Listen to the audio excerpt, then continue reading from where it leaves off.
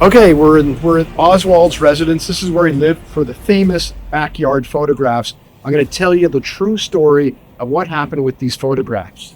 So here's the deal.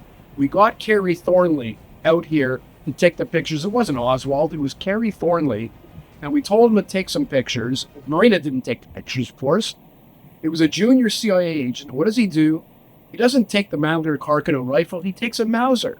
So you got Carrie Thornley here with a Mauser. They're snapping pictures. Comes back to the office. It's all wrong. It's all wrong. So we got to go do it. We got to go to the experts to actually change everything. And that's the true story. It wasn't Oswald. Marina didn't take him. It was Carrie Thornley. The Mauser was in it. We had to airbrush that out.